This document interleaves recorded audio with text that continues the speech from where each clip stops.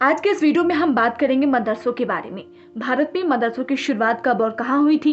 दरअसल इन दिनों यह आम धारणा बन गई है कि मदरसों में तालीम के बजाय कट्टरपंथ को बढ़ावा दिया जाता है। तो क्या ये बात वाकई में सच है या फिर इसकी स्थापना किसी और मकसद से की गई थी? तो चलिए इसके बारे में आज विस्तार से बात कर लेते हैं। मदरसों का इतिहास समझने के लिए हमें अतीत से करीब 100 साल पीछे जाना होगा।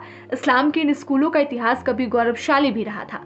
आपको ये बात जानकर हैरानी होगी कि एक वक्त ऐसा भी था जब भारत के पहले राष्ट्रपति डॉक्टर राजेंद्र प्रसाद, समाज सुधारक राजा राम मोहन राय और कथा सम्राट मुंशी प्रेमचंद ने इन्हीं मदरसों से अपनी शुरुआती तालीम हासिल की थी। हालांकि भारत में अगर मदरसों की शुरुआत की बात करें तो इसकी स्थापना मुगल काल के समय हुई थी। यह मुस्लिम समुदाय की जिंदगी का अहम हिस्सा रहा है।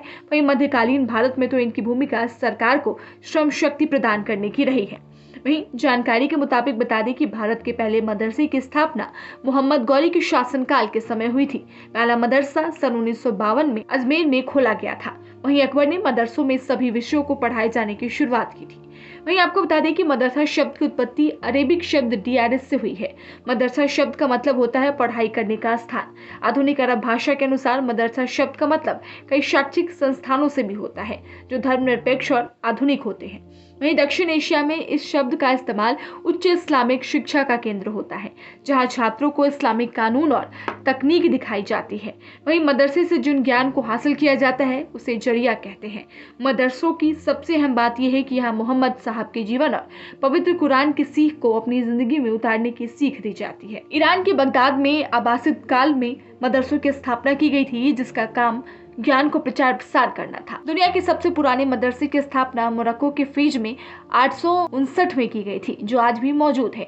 इसे यूनिवर्सिटी ऑफ ऑल काराबियान के साथ जोड़ दिया गया है। वहीं भारत की राजधानी दिल्ली में बड़ी तादाद में मदरसे मोहम्मद बिन तुगलक 1290 से 1351 के शासनकाल में बनाए गए थे, जहाँ शिक्षकों को सरकारी खजाने से तनख्वाह मिला करती थी। बात कर लेते हैं कि मदरसों में कौन से शिक्षा दी जाती है। यह एक आम धारणा बन गई है कि मदरसों में कट्टरपंथी शिक्षा दी जाती है।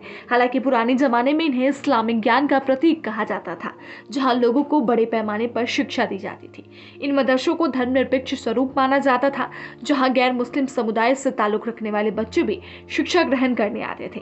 वहीं 19वीं सदी के आखिर तक इनकी धर्मनिरपेक्षता बरकरार रही थी, लेकिन 1844 में इसमें बदलाव होने लगा। वह ये कि मदरसों से पास हुए ग्रेजुएट छात्रों को सरकारी नौकरी दिए जाने पर रोक लग गई, जिससे मुस्लिम समुदाय नाराज हुआ। ये वो समय था जब किसी के लिए भी अंग्रेजी शिक्षा को स्वीकार करना आसान नहीं था। अंग्रेजों ने मुसलमानों की पारंपरिक शिक्षा पर चोट की थी। उन्होंने शिक्षा व्यवस्था को विभाजित कर धार्मिक और गैर धार्मिक श्रेणी में बांट दिया था। मदरसा व्यवस्था किस तरह चलती है? मदरसे आम लोगों से मिले दान से चलते हैं, जिसमें सभी छात्रों को मुफ्त शिक्षा प्रदान की जाती है। यहाँ गांव से लेकर शहर तक के बच्चे आते हैं। इसमें अमीर और गरीब के बीच भेदभाव नहीं होता। जैसे जैसे समय बदला, कुछ मदरसे सरकार से सेवायत ही बने रहे, जबकि कुछ के राज्य सरकारों के साथ संबंध हो गए। वहीं मदरसों में मुंशी, मौलवी, आलिम, काबिल, कामिल, फैजल और मुमताजुल अफजल नाम के डिप्लोमा और डिग्री प्रदान की जाती है। यहाँ का सिलेबस कैसा होता है? मदरसों का सिलेबस वर्तमान और पहले के विद्वान उलेमाओं के सुझावों के हिसाब से तैयार किया गया है। आधुनिक समय में इसमें कंप्यूटर शिक्षा तक शामिल की गई है। इसके अलावा यहाँ की दियानत, कुरान, उर्दू, हिंदी, अंग्रेजी, गणित, भूगोल, विज्ञान, अरबी, पर्शियन, मंटिंग, फिलॉसफी, हित, रोज, कलाम, मानवी बयान, इतिहास, तफसीर और हदी व उसूल ए हदीस जैसे विषयों की पढ़ाई होती है। इसके साथ ही मदरसों में विश्वविद्यालयों के द्वारा प्रस्तावित ब्रिज कोर्स भी कराए जाते हैं। इससे मदरसों में पढ़ने वाले छात्रों को मुख्य धारणा की उचित शिक्षा मिलती है। दारुल उलूम देवबंद कब स्थापित हुआ था? दारुल उलूम देवबंद भारत का मशहूर मदरसा है, जिसकी स्थापना साल 1886 में हुई थी।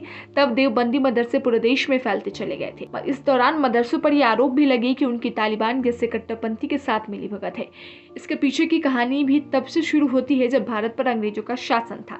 साल 1919 में देवबंदी स्कॉलर के एक बड़े समूह ने राजनीतिक दल की स्थापना की थी, जिसका नाम जमात उलमे ए हिंद था। इस संगठन ने भारत के बंटवारे का विरोध किया था। अंग्रेजों ने अपनी शिक्षा व्यवस्था की भारत में स्थापना करने के साथ ही मदरसों पर काफी सख्ती बरती, जिससे उन्हें भारी नुकसान उठाना पड़ा था। तब मदरसों को दी जाने वाली आर्थिक सहायता रोक दी गई थी। ऐसा कहा जाता है कि इसी के चलते मदरसों ने पैसों की किल्लत को दूर करने के लिए दूसरे रास्ते तलाशने शुरू कर दिए थे। पिछले कुछ दिनों मदरसों पर काफी विवाद हुआ था। वहीं पिछले दिनों उत्तर प्रदेश सरकार मदरसों का सर्वे करवा रही है। इस सर्वे में मदरसे में पढ़ाए जाने वाले सिलेबस से लेकर फंडिंग तक की जानकारी मांगी गई थी, जिस पर विवाद खड़ा हो गया था।